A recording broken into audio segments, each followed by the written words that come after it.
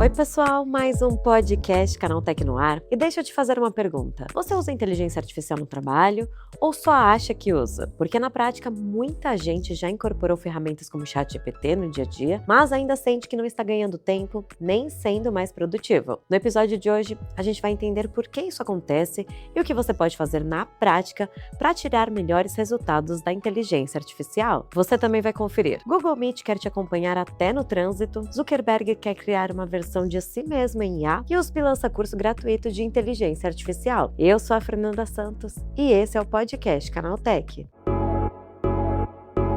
E para entrar no tema do episódio, o repórter Marcelo Fischer conversa com Emerson Baceto, diretor de inovação e produtos da Avel. Na conversa ele explica por que tanta gente ainda se frustra com a IA, quais são os erros mais comuns e como melhorar isso, com ajustes simples na forma de pedir e interagir com essas ferramentas. Ele também fala sobre como estruturar um bom prompt, como evitar respostas erradas e até como escolher qual IA usar dependendo da tarefa. Se você já tentou usar IA e sentiu que o resultado não veio como esperado, essa conversa pode mudar a forma como você trabalha com essas ferramentas no dia a dia.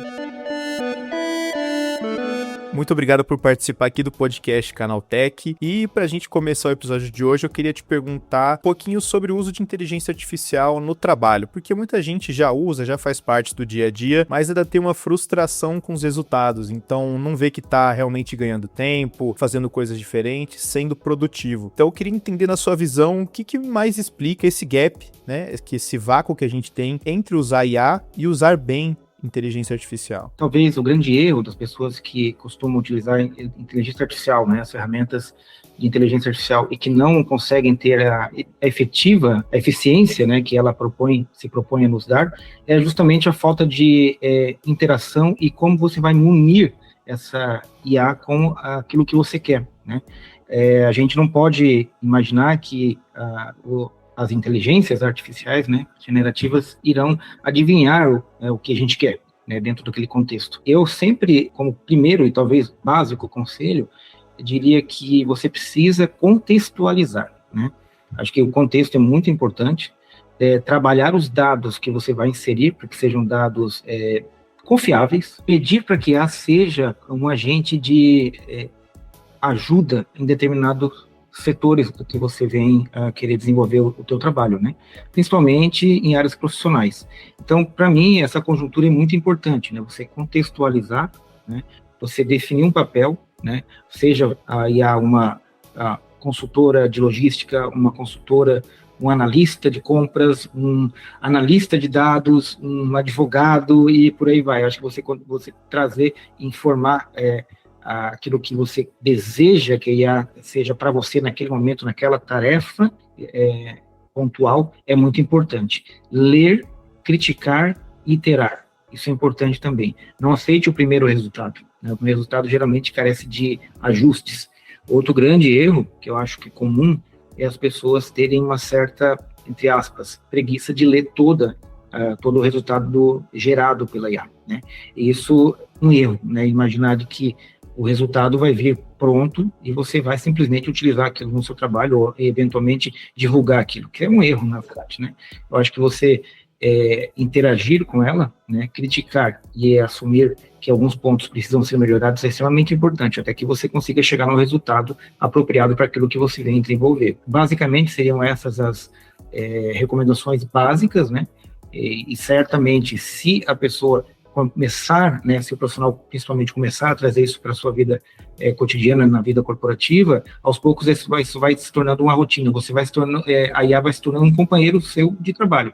Tem uma analogia bem interessante, que é como se a IA fosse um grande profissional, com muita experiência, mas que nunca trabalhou na empresa que você trabalha. Foi a primeira vez que ele entrou no ambiente de trabalho.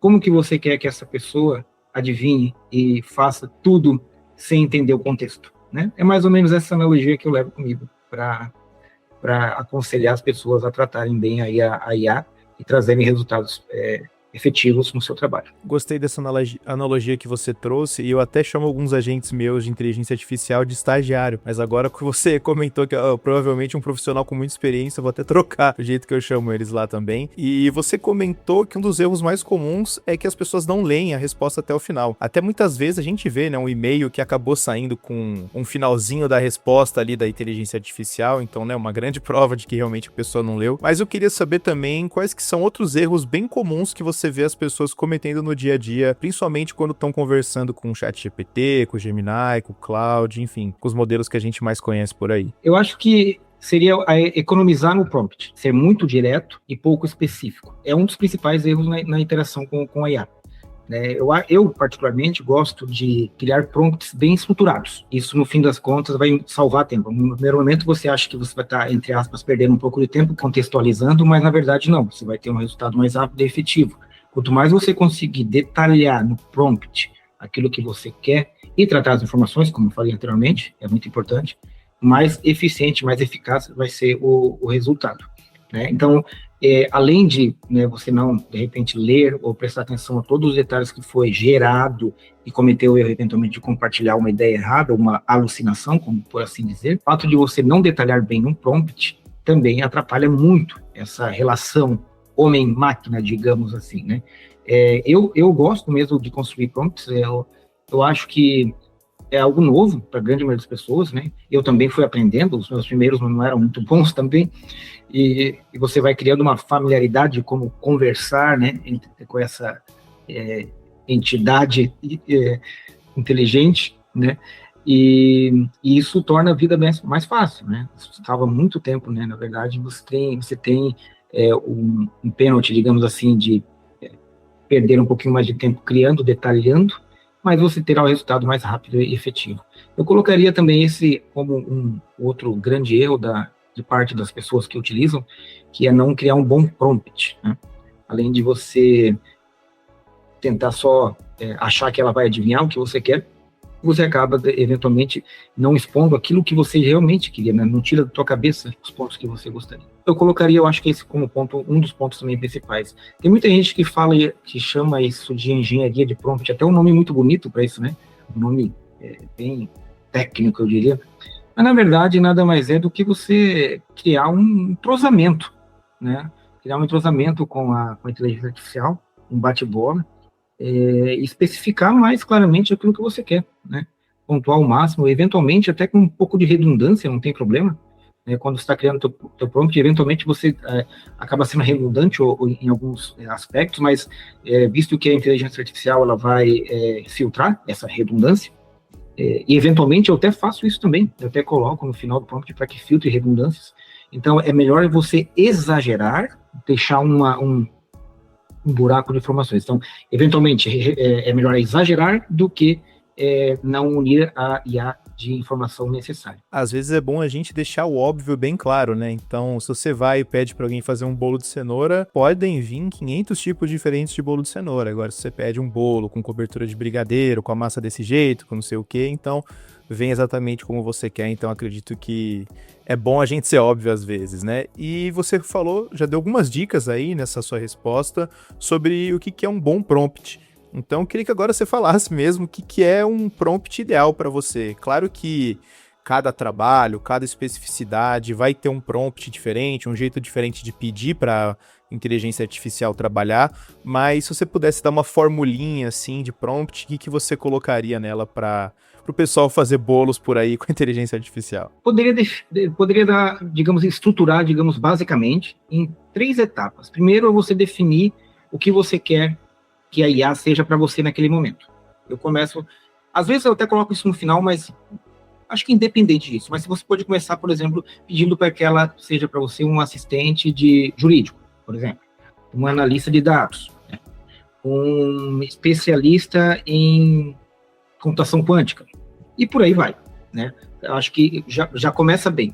A outra é contextualizar, como segundo passo, contextualizar bem o que você quer. Aí vem aquilo que eu falei, né, anteriormente.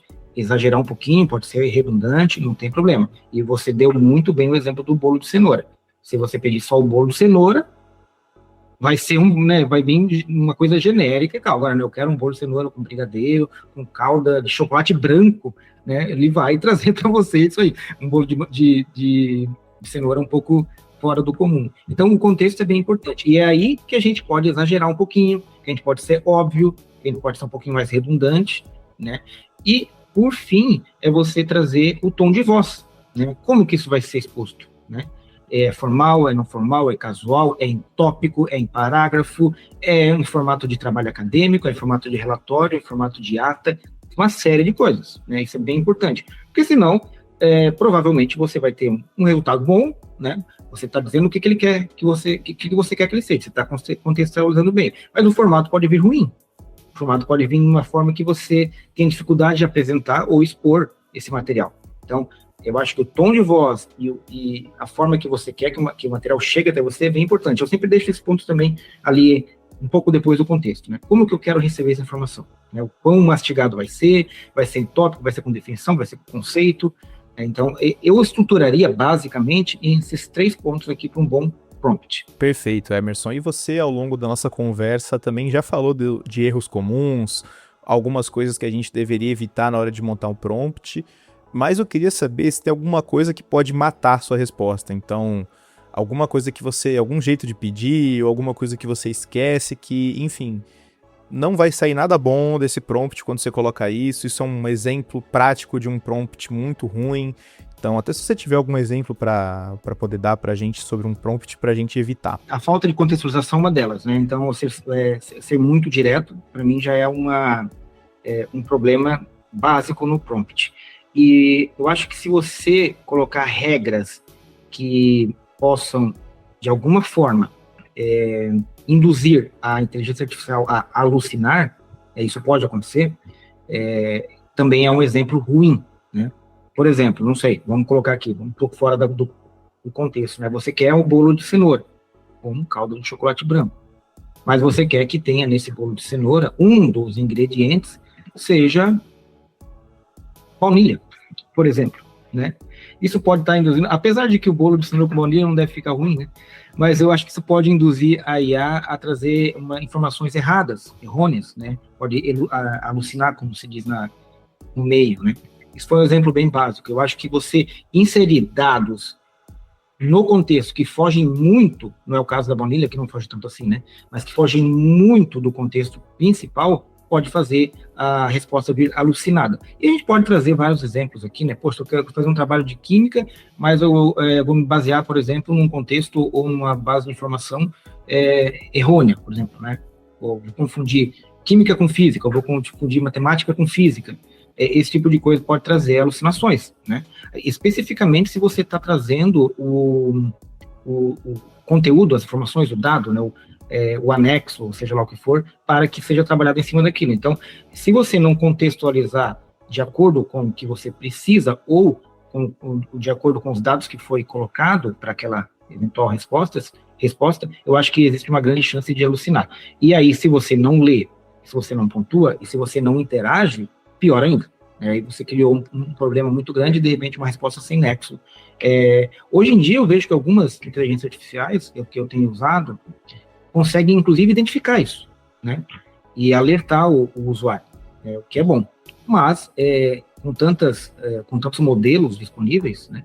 E nem todos se comportam iguais, isso pode trazer um problema no teu conteúdo. Eventualmente, você pode estar vendendo gato por lebre, né? Você está trazendo um conteúdo errado. Eu acho que esse seria, talvez, um mau exemplo, você contextualizar, mas munir de informações que não convergem com aquilo que você realmente está esperando da inteligência artificial, ou daquela resposta específica. E, Emerson, para a gente finalizar aqui nosso papo, eu queria perguntar para você se tem alguma dica para as pessoas escolherem qual chatbot elas vão usar, qual IA elas vão usar, porque para mim, para você que a gente está nesse meio todo dia usando, lendo sobre, escrevendo sobre, a gente sabe exatamente o que o ChatGPT é melhor, o que o Gemini é melhor, o que o Claude é melhor, enfim, diversas outras por aí, Perplexity também, tem muitas opções no mercado, mas às vezes a pessoa pode sentir, né, que putz, pro meu trabalho não está sendo tão útil, será que tem alguma coisa melhor, será que o erro está no meu prompt? Então, queria que, para a gente finalizar aqui, você desse alguma dica para as pessoas, né, de qual IA elas podem usar para alguma coisa específica, ou qual que é a melhor forma dela descobrir qual que é o melhor dela. Depende muito daquilo que você espera, né, do resultado que você espera. Por exemplo, a gente tem como munir algumas IAs com uma base de informação, né? Algumas delas, inclusive, conseguem acessar os conteúdos que estão no seu próprio notebook, computador, e, enfim, e usar aquilo como base de informação. Se você precisa trabalhar com ela tendo uma grande base de informação, né, para que ela aprenda com aquilo que você está disponibilizando, eu sugiro o Notebook LM, né, Gemini pago, ou então o Cloud. Acho que esses dois cumprem bem o papel. Se você não tem essa necessidade de amplitude de dados ou de um treinamento mais focado naquilo que você trabalha, né, eu acho que modelos mais rápidos são mais eficazes, como, por exemplo, o ChatGPT Mini. Nós temos outras ferramentas também, como o próprio Gemini, né, não na versão Pro, a última. Tem também o próprio Cloud, né, porque o Cloud tem o DeepSync e tem o modelo rápido também. Hoje a oferta está muito grande, né? Eu, particularmente, gosto de trabalhar com suite. Eu tenho mais de uma, inclusive, né, no meu dia a dia, no qual eu consigo trabalhar escolher, né, determinadas linguagens para aquilo que eu preciso. Para coisas rápidas, eu costumo usar o ChatGPT, o Mini, né, para coisas um pouco mais complexas, mas que não carecem de tanto análise aprofundada. Eu gosto do ChatGPT, acho que está no 5.3 ou 4 agora, para trabalhos que carecem mais de um olhar acadêmico. Eu gosto mais do Gemini, do Pro. Para análise de dados profundos, eu prefiro o Cloud DeepSync, para mim é o melhor nesse sentido. Então varia bastante, né? Varia muito com aquilo que você está buscando e a tua forma, o teu estilo de trabalho. Eventualmente você não precisa de uma linguagem tão aprofundada se você vai fazer perguntas simples e rápidas, ou o contrário também é verdadeiro. Se você vai fazer trabalhos grandes com grande volume de dados, os modelos mais simples podem não trazer o resultado esperado para você. Eu sugiro para as pessoas que têm essa dúvida, porque se você for assinar todas elas e testar, né, vai ficar um pouco mais difícil. Tem as versões gratuitas também, é claro, que já dá para ter uma bela noção do que a ferramenta é capaz, mas hoje no mercado também existem algumas suítes com vários, né, modelos que já se tornaram tanto popular. Eu acho que é uma boa saída para você testar, para você analisar quais cabem mais no seu uso. E se assim for, você pode depois fazer uma assinatura voltada para aquele modelo que você entenda que vai suprir melhor as suas necessidades, né? Perfeito, Emerson. E também lembrando que isso pode mudar totalmente semana que vem, né? Porque os modelos, as empresas toda semana lançam um modelo diferente, que já é 10 vezes melhor que o anterior, e aí vai a outra lá e também lança algo em cima. Então, para os nossos ouvintes, vale a pena vocês ficarem por dentro, porque realmente tem que acompanhar para saber o que está melhor no momento. Mas, Emerson, queria te agradecer por essa nossa conversa aqui hoje.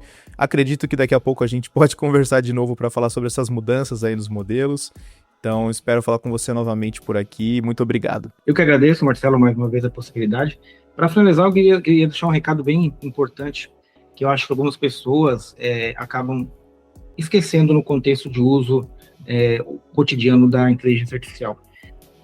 Nós precisamos entender que a inteligência artificial veio para nos salvar muito tempo, né? Trazer eficiência e nos tirar, de repente, a necessidade de trabalhos, entre aspas, braçais, né? Que hoje eu posso estar terceirizando aí com a minha IA e trazendo muita eficiência. E isso pode resultar numa coisa muito boa para a gente, que é tempo. O tempo é o nosso bem mais valioso hoje. E o tempo que te sobra não é só para você trabalhar mais. O tempo que te sobra é para você aproveitar a tua vida, é para você aproveitar a sua família, para você pensar de modo mais estratégico, né? Você está parado, mas você está pensando de modo mais estratégico na tua carreira, né, na tua companhia e, como eu disse também, no teu tempo livre com a família. Eu acho que isso é algo que a gente precisa entender, né, que as pessoas precisam entender. A IA não veio para que a gente trabalhe mais, e mais, e mais, e mais. É para que a gente trabalhe menos e trabalhe melhor, que sobre tempo para a gente ser mais estratégicos, para a gente ser mais feliz com a família, que a gente possa ter lazer. Então, eu acredito firmemente que se nós conseguirmos absorver bem e trabalhar lado a lado com a inteligência artificial, nós teremos uma qualidade de vida melhor. Eu espero que isso aconteça em breve. Obrigado pela oportunidade.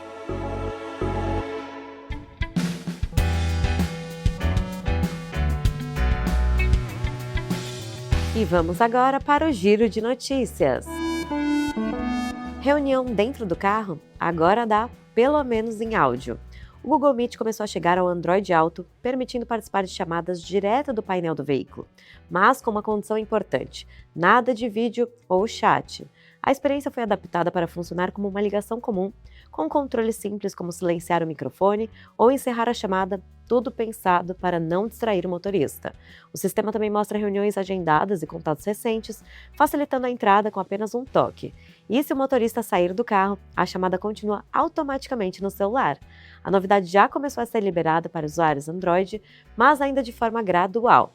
No fim, o recado é claro: até o carro está virando uma extensão do trabalho, mas com limites para não comprometer a segurança. E se o CEO de uma empresa pudesse estar em vários lugares ao mesmo tempo?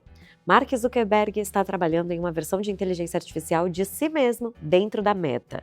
A ideia é criar um clone digital capaz de responder perguntas, participar de conversas e até se comunicar com funcionários no estilo do próprio fundador. Na prática, seria como ter um Zuckerberg disponível o tempo todo, ajudando na comunicação interna e até em decisões do dia a dia. O projeto faz parte da estratégia da Meta de investir pesado em inteligência artificial e integrar a tecnologia em diferentes áreas da empresa. Pode parecer curioso, mas o movimento aponta para um futuro em que líderes podem ser replicados digitalmente para escalar sua presença. E você quer aprender inteligência artificial com o certificado da USP e de graça? A universidade abriu inscrições para um curso online sobre IA e modelos preditivos voltado para profissionais de tecnologia, marketing e gestão. A ideia é ensinar na prática como usar dados para tomar decisões mais estratégicas, além de temas como ética e governança de dados. As aulas acontecem ao vivo nos dias 20 e 27 de maio, à noite, com interação direta com a professora. E quem participar e concluir a avaliação recebe certificado oficial da USP. Acesse canaltech.com.br e saiba mais. Então é isso, o podcast do Canaltech fica por aqui. Aproveite para seguir o Canaltech nas redes sociais e deixe uma avaliação no seu aplicativo de podcast preferido. Este podcast foi roteirizado e apresentado por Fernanda Santos e contou com reportagens de Marcelo Fischer e Viviane França, sob coordenação de Anaísa Catucci. A trilha sonora é do Guilherme Zomer, a edição de Julie Cruz e a arte da capa é de Eric Teixeira. Você escuta o podcast do Canaltech de segunda a sábado. Até mais!